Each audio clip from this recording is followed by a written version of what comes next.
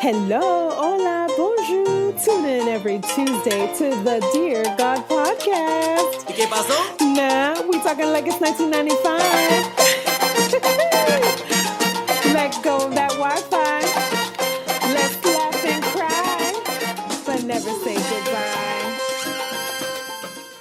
Primos y primas, que lo que, and welcome. Bienvenidos to the Dear God, Are We There Yet? The podcast con tu prima favorita. Soy Alicia Sanchez, and yes, this podcast is bilingual. Ahora, Dear God, in this context for my movement, is whatever or whomever you want it to be. It could be the universe, religious God, Buddha, self-nature, lo que sea para ti.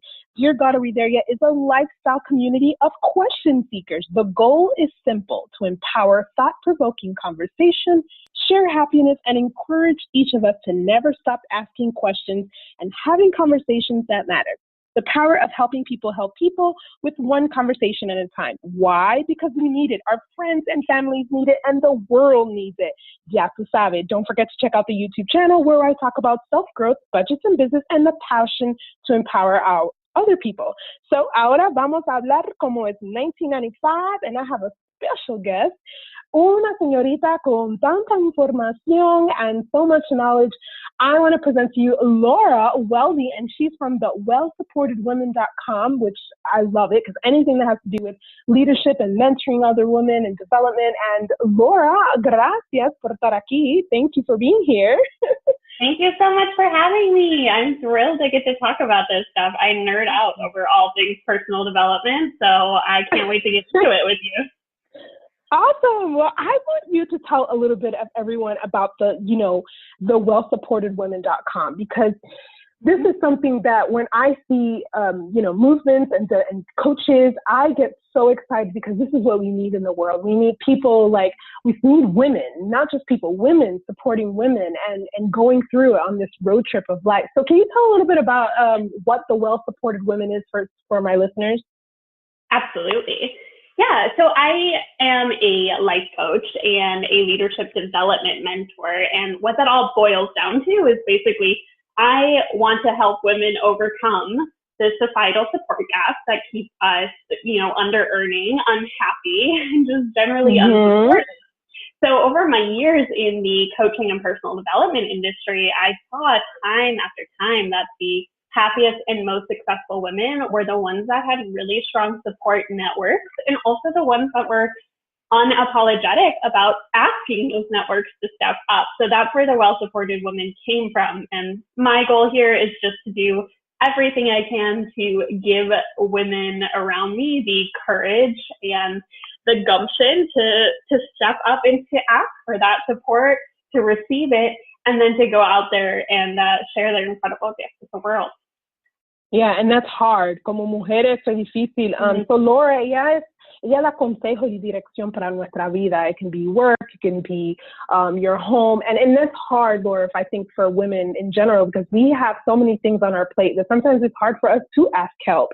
And for us to be like, okay, because I read on your website, and everyone check it out, it's the wellsupportedwomen.com. Abajo de aquí is going to have the website. But you said you had no idea how to take care of yourself. Like that was, you had an anxiety attack, but you thought it was kind of like a mini heart attack, right? And it kind of, so how did that even, what in your life made you say it connected with, I got to help other people do this?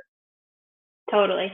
Well, I mean, a few things come up as you say that. I think, first of all, yeah, it's really hard. And that's kind of the way our society is set up. It's keep us so busy with these demands on our time that we don't have time to think bigger and to ask for more, and that's a very gendered situation that a lot of women are dealing with. So there's that component of it. I think personally, my aha moment, like you said, was having that severe anxiety attack and realizing that I had been living my entire life up until that point just based on the path I was told I was supposed to follow, and not really being intentional about creating my lifestyle in a way that served me. And so that made me come back to the basics, to the building blocks of, whoa, okay, I know this doesn't feel good. What actually would feel good in my life? And then how do I, get to know myself well enough to recognize the support I need to give myself, and the way that I operate in the world. Yeah, and it makes it's that aha moment. Mm-hmm. Wake up. Mm-hmm. And then I started sharing it because I was like, surely I can't be the only one, right? Like, I can't be the only person in the world having this. And yeah, it's been about 3 years now, and every day I talk to women who are having that same aha moment, perhaps not quite as dramatically as mine was, but they're still having it. And these tools in terms of like getting to know yourself and advocating for yourself have made all the difference. So what would you say then, especially speaking with all these women, what would you say is, kind of like the number one misconception about life coaching? ¿Cuál el concepto, la idea falsa que la gente piensa de tener un consejo for life, de la vida? Like, what is the number one misconception? Yeah, I like that question a lot because there's probably a million of them. I know. The most common misconception is that a young person can't be a life coach because they haven't lived enough of their life, which makes total sense on the one hand. But, the role of a coach is not to teach you how to walk in their own way. Like, I don't want you to follow my exact path. Your life is so different. Your goals are so different. Your experiences are different. Our goal as a coach is not to advise you and guide you the way like a mentor would, or a good friend or an elder. Instead, we're here to ask you the questions that force you to look really critically at the situations in your life and like the stories you've bought into, just to make sure that they're all still serving you, right? So we're kind of that like critical, objective perspective on the things that are happening in your life, rather than telling you, here are the 3 secrets to being happy, healthy, and wealthy. Exactly. And also even thinking to yourself, like, because I don't agree that either. I feel like you can, at any age, someone could teach you and help you, because we all have different journeys in our life. We've all have different experiences, which is that is a misconception I hear all the time too. When I see certain like authors or something, like, well, why did that person write the book? They don't know. And I'm like, you don't know what they've gone through, but which is true. But so in your opinion, why does life coaching work? Like, what is the number one thing, not number one thing, but when someone meets with you, which I see here that you have a consultation. So para la gente que están interesada, you can go on and get a consultation with her. But what is that connect, that click that they say, wow, I know this is going to work? Because what I see on, a lot of your clients, they're just like, I cannot believe that I would have not imagined me not doing this, because the results were so good. So what is that click moment where it's like, oh. Totally. I mean, I think the specifics can be different for everybody, for sure. Of course. I think the fundamental reason that life coaching works is because a coach is a person who's able to help you focus on possibility instead of focusing on limitation. And I think that, overall, we're taught throughout our lives to focus on limitations that we experience so that we can resolve them, which is like a healthy perspective and can be useful in a lot of ways. But when you start to talk about bigger picture conversations like the ones you have on this podcast, then focus on the ways that we feel limited or stuck or unable to activate those parts of ourselves, it just ends up keeping us blocked and keeping us from exploring new opportunities and growing. So as soon as a coach can help you shift from, but like this bill is due and, this person would never let me do that, and my car broke down last week, and all of these things, to, okay, here are my current circumstances. Where do I want to be? And what are the variety of paths that I can take to get there? Everything starts to shift. Yeah, it's like it's like you're seeing a mirror, like with clarity. You're seeing it a little bit differently. You're not just stuck in your head and saying, well, the common things that we say to ourselves, we don't have time, or we don't have the money, we don't have all these things, but we do, we can. We need that clarity with options. And I see here that that's one of the major things too, is it's not just your life or business, but I'm really, really interested into learning about, because I know there's entrepreneurs and also all types of people that listen to the podcast, about the leaps year approach, the leap year workshop that you do for companies as well. Can you touch base on that? Because that right there is, from a business perspective, is game changing, one. And two, I have even heard life coaches that really say, you know what, I'm going to go above and beyond and go the opposite route and go into companies, because there are women in there. They have their goals from a development. So can you talk a little bit about that, the leap year? It's called Leap Year Workshop. Yeah. So it's called Leap Year, not because it's once every, 7 years or whatever, but because it is designed exactly for the purpose that you said, because there are so many tools out there for creative entrepreneurs. And I feel like there's a whole community of women that are missing from the conversation. And that's women that are in, more traditional corporate job settings, who are working in cubicles or who are working night shifts, etc., that aren't getting access to these ideas of like looking at the big picture. And a lot of that has to do with, when you're an entrepreneur and you run your own business, you feel like you have a lot of control over your experience, and that's a really, gratifying feeling. And if you aren't in that place where you feel like you have all of that control over your day-to-day life, then it can be harder to break out of thinking in terms of, things that are happening to you.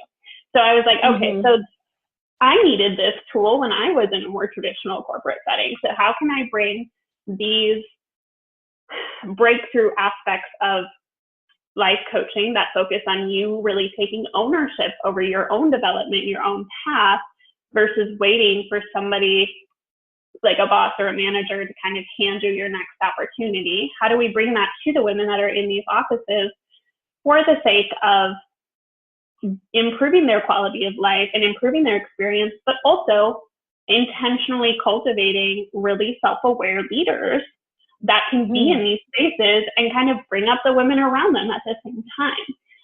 And then, of course, for the businesses, there's a real, financial benefit to this, which is the more self-aware and engaged, and the more your employees feel supported by you on a personal level, then the more present they are with their work, and the better their work becomes. And it has a lot of really positive financial repercussions for the company as a whole.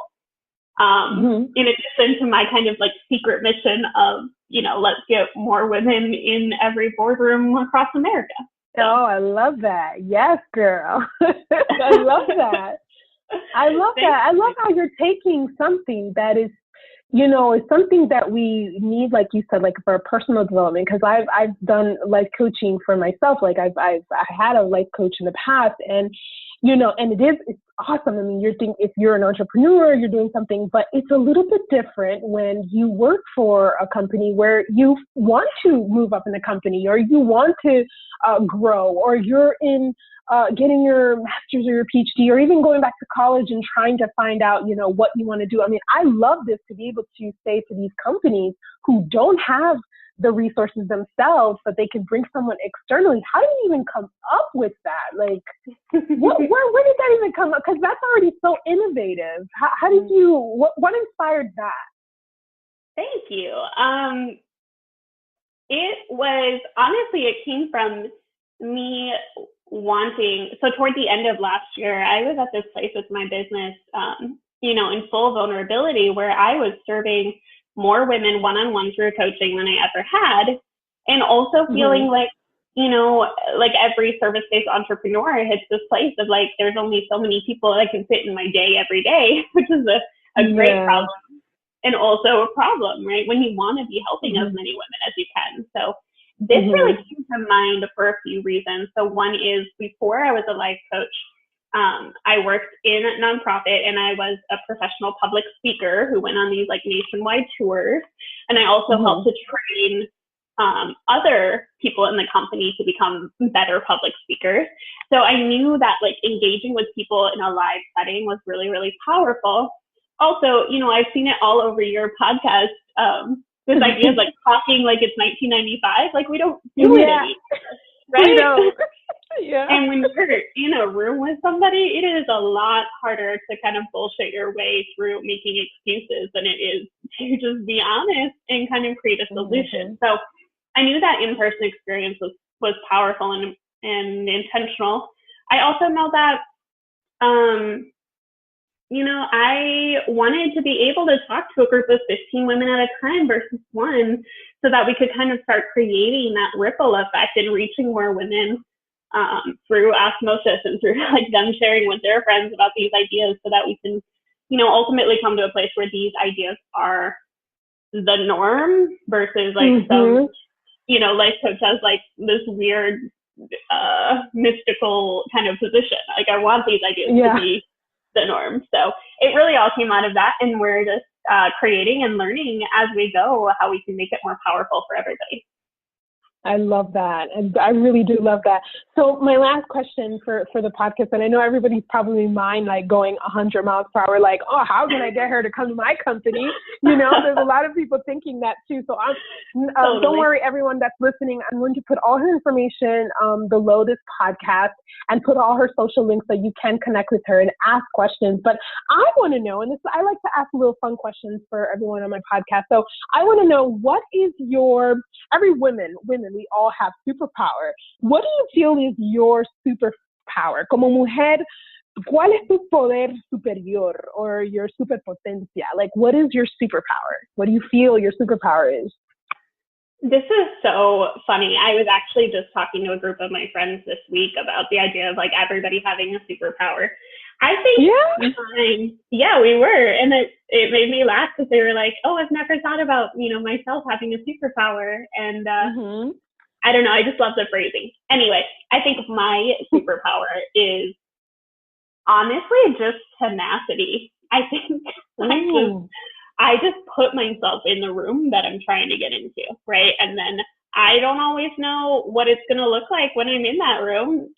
But I am so confident in my desire to do well by my promises that I know that whatever situation I'm in, I'm going to deliver powerfully, right? So my superpower is like put myself right in the hot seat and be willing to figure it out as I go. And that has served me in so many ways in building a business, but also just, in taking risks in my personal life and in my own growth and development. I love that. And la respuesta de ella fue la tenacidad. I love that. That's something that is sometimes very hard, to just put yourself out there and just be like, this is the room of people that I want to be in. Let me just put myself in it. I want to thank you so much, Laura, for being on the podcast. There's so much information that you said that's making my mind go around and around. And I know that everybody listening is probably thinking like, okay, I need a life coach in my life, or they're probably thinking about it. So I want to thank you again for being on the podcast. For everyone listening, women's life coach, and that it's not just about what the word says. It's deeper than that. Sometimes we might need that direction, or sometimes we might need someone who is not in our lives or know what we're doing to kind of push us. Sometimes it's good to like do something different in our lives that we're doing. It's like pushing that creativity or pushing whatever it is, our goals. And that support is so important, especially as women.